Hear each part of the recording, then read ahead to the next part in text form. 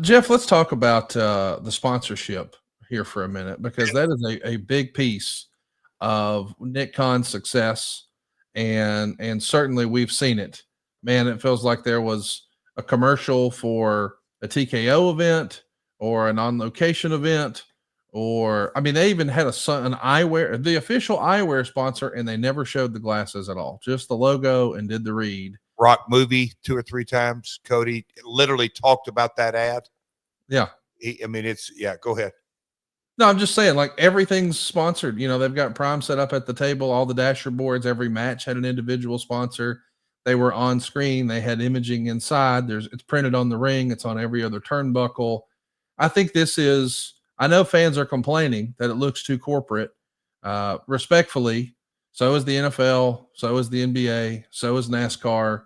If you watch any of those things, you can't. I mean, I play the NBA 2K game, and they've got ads on the dasher boards, you know, with the scorekeeper's table and things like that. It's like in a video game. Well, yeah, my point. So, not to jump subjects, because you'll kind of see where I'm going with. I don't think you're a big baseball fan, but did you get a chance to just see the hype and build around the Bristol, Tennessee Braves Reds game at Bristol Stadium? Set a record, most attended. Yes. Okay. The monetization of that, and it's kind of it's very, to me, it's very interesting. Baseball, 162 games plus postseason. You know, there's a lot of games played, but they're in a lot of ways games. Well, it's my understanding the folks at Fox Sports said, hey man, you got to start making some events and take games from events. And you know, when you look at that chart on the menu, Conrad, we had several discussions on this, that how far ahead UFC is on sponsorship dollars. I was going to ask you, because obviously you can't help but not see official eyewear and just all that kind of stuff.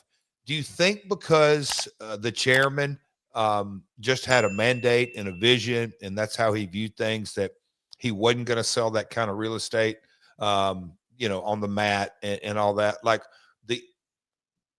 why is it, Nick? Because things have exploded, and I think that's great for the industry as a whole, down to your local sponsorship level, literally down to that level. I think it's a great thing. So why now, or why not now? But because, man, hats off. The amount of revenue generated, sponsorship alone, like you said, that's going to put it over the top too. Well, I don't know, but rumor and innuendo, I heard through the grapevine, not from an official WWE source, not from anyone who works there, that when this whole TKO thing happened, well, let me back up. If you recall, when Endeavor first purchased UFC, you know, they cleaned house and they got rid of the guy's ability to sell and merchandise and monetize the real estate on their fight trunks. So they all had the Reebok kits, and they brokered a deal. The UFC did. I guess it was actually Endeavor, to take everyone out of their NASCAR inspired, you know, like we all remember Brock Lesnar had Jimmy John's as a sponsor, and he had some sort of a beef jerky sponsor.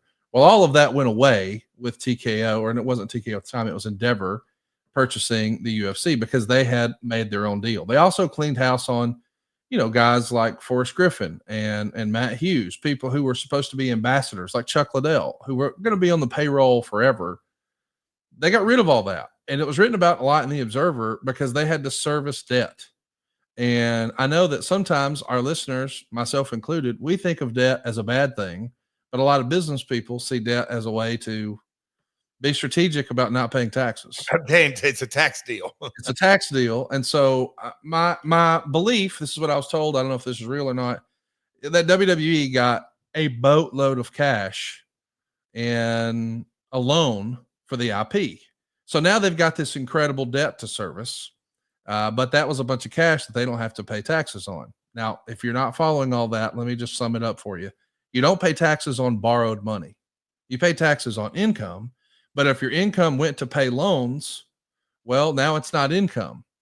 But if the loan went in your pocket, now who knows what really happened and what's really true and what's not, we'll see. But I've heard things like, you know, and you maybe have heard this, it's really hard to get comps now in WWE. For years and years, guys like yourself or even me, I could text somebody and say, hey, I've got a friend and so, can you get comps? Allegedly now, It all has to be approved by Nick Khan. And they look at the end of each show as an opportunity cost. Hey, we gave away X amount of tickets that had this face value. So instead of saying, hey, we had a full house, it's looked at now like, hey, we gave away $70,000 worth of tickets. So we're getting that granular, to use a term from you, about trying to maximize our revenue at every turn. And I think from a marketing standpoint, from a business standpoint, from a we're going to deliver shareholder value standpoint, they've monetized it better than anybody could have ever imagined. Ari, we've talked about this a couple of weeks ago, and I still get feedback on whatever podcast that was, Conrad, that we really got in the weeds, that at the end of the day, the acquisition, and I'll use, not just Endeavor, acquisition of when TKO acquired WWE, the North Star changed. It went from truly the North Star being Vince McMahon and what he thought was good or bad, right or wrong for the business. Ultimately, because he owned 60, 70, 80% of the company still, every decision circled back to what Vince thought was best for the company. And during the acquisition, and this is the feedback, man, people have asked me all kinds of questions. Now it's, okay, what is truly best for Wall Street? It's not the fan. It's not Ari. It's not Triple H. It's not Rock. It's nothing other than what you just pointed out. They have to monetize, pay, make their payments. They got to run a business, a for-profit business. So every decision ultimately goes back to what's best for shareholder value. That is a radical change, my man. And that was something that, anyway, lots of chatter on that point alone. I got to say, I've also been of the opinion that, well, oh boy, that's a dramatic pause, folks. Get ready. Sometimes people like to compare, right? And so they'll say, well, they sold this many tickets and tickets are down and blah, blah, blah. Like I saw Dave Meltzer over the weekend say, make no mistake, they got 74,000 in that building before. And of course, we're talking about East Rutherford, New Jersey, MetLife Stadium. Yes, in 2013 or 2019, whatever it was, they had a larger crowd. Respectfully, the ticket prices are way more now than they were for that show. The idea that a SummerSlam in 2025 has ticket prices that are higher than a WrestleMania in years past, it leads me to believe if they really wanted to sell every ticket, they could have lowered ticket prices and done that. But what business owner does that? At the end of the day, can we pay our bills with sellouts or do we pay our bills with dollars? So we're trying to maximize our dollars. Certainly, if we're a publicly traded company, when we look at the bottom line, do we want to say, now we could have made more money if we would have raised ticket prices, but we wanted to promote a sellout. That's hard to sell to people who've invested financially in your company. So I would venture a guess, nobody's told me that, but I would venture a guess that on some level, a guy like Nick Khan would take a look at a quick sellout and say, damn it, he'd be pissed that he sold out, because the idea that it sold out quickly means you left money on the table. And the only reason I say that is my experience in real estate. I've seen realtors who would brag about the fact that, hey, I had this house sold in under 24 hours. Call me if you want to sell your next house. Now that is true. Technically, they did sell it in 24 hours. I see it on billboards. Sold in under 30 days, or we buy it from you. Well, that's a marketing gimmick, but it's all a marketing gimmick. It's all a marketing gimmick. But my point is, if something sells very quickly, it was underpriced. So when you see a realtor bragging about, I sold this house in 6 hours, what an educated person in real estate reads when they see that is, hey guys, check out how I fucked this seller right here. I mean, before people even had a chance to bid on it or see what it could be, because respectfully, and I'm not dumping on realtors, I'm just trying to explain. If you had a house listed for, and we'll just do an easy number here. I know houses cost more than this, but I just want to make it easy. If you're doing $100,000 home sale, which doesn't exist now in 2025, so don't get excited, but the realtor would usually make, we'll call it 3% on that deal. So if they get a full price offer at $100,000, they make $3,000. Now, if they make a full price sale at $110,000, they make $3,300. So the seller in that scenario makes an extra $10,000, whereas the realtor only makes an extra $300.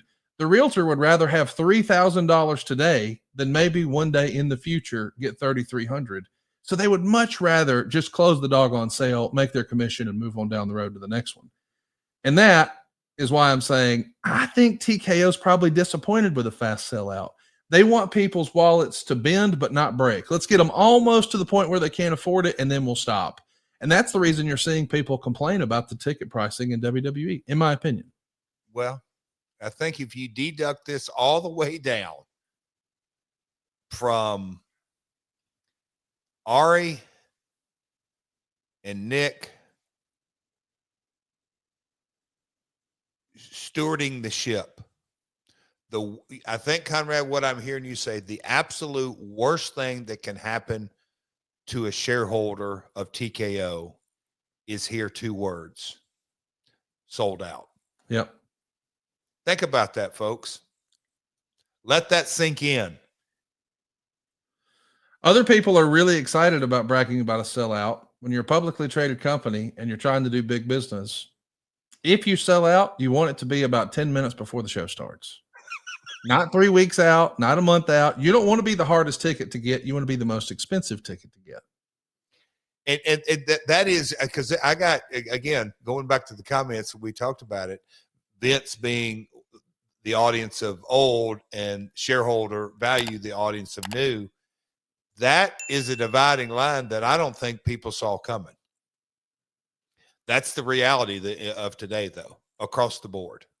It's very interesting. Very, very interesting thought process. Going back generations and promoters and, passing of Hogan. And I was thinking back, his relationship with my father and Jimmy Hart and Jerry Lawler and the Louis Tillett and coming up here and just kind of, I'm using, sellout after sellout after sellout when Hulkamania took off, record-setting business. It's interesting to see the conversation that we had last week and about Hulkamania and the amount of money it generated and what we're talking about today. They drew 113,000 people, and some folks are saying, damn, they bombed, and other folks, I don't know. It just, how good old wrestling conversations, you never ever know where it's going to go. You really don't. So, I mean, I'm sure building managers love to hear sold out, but shareholders don't. It's shareholders. That's what I'm saying. Yeah. By deduction, it's the last words, because I think in a way, I think Nick and Ari and those decision makers, they are part of that realtor, because I think your point being the realtor was, hey, they'd rather have that $3,000 and then boom, get on to the next sale, because then they can make another turn and another turn and another turn and kind of maximize their minutes and all that. That's the equivalent of sold out. Yeah. But I'm thinking only the shareholder. I'm going to, when you go all the way down to it, the shareholder is the one who probably 99% of the time wants a few tickets left because out there, because then they feel like, okay, we maximized it. We completely maximized. I'm having fun and picking here, but even a sellout the day of or an hour before, I bet you'd find a few shareholders who say, damn it, that's not right. We priced everything right. I'm being silly here, but yeah, I hear you. It's fun to think about or have these kind of business discussions. I appreciate you, pal. That's good stuff. Same, man. SaveWithConrad.com. My name is Sergio. I'm from Lancaster in California. The motivation behind just following through with this refinance was I have a baby on the way. So just wanted to get everything in order. In the past couple of years, just afraid to pull the trigger, but then it just seemed like the right time to do it. I went to multiple banks, not only the mortgage I had, but then I went to you, and then I also went to several others. And it just seemed like your team, they were just completely honest and outright. Also, all the information was just laid out for me right there and then, answering all my questions in a timely, efficient manner. Diane was just so helpful and above and beyond accessible with texting and emails and just any information that they needed. She would explain to me what exactly they wanted me to send, and then if there were any issues, she was able to just resolve them pretty quickly, versus other companies that sometimes it would take a couple of days to get some information. We were looking to pay down some debt, also looking into making some improvements to the home, also build up our backyard, do everything, especially for our daughter coming. By doing this cash out, it's a good amount that we're saving, between $1,000 and $1,500 a month, I would say. It helped out tremendously as well. My name's Sergio. I'm from Lancaster, California, and I saved over $1,500 a month with SaveWithConrad.com. NMLS number 2129, equal housing lender. SaveWithConrad.com.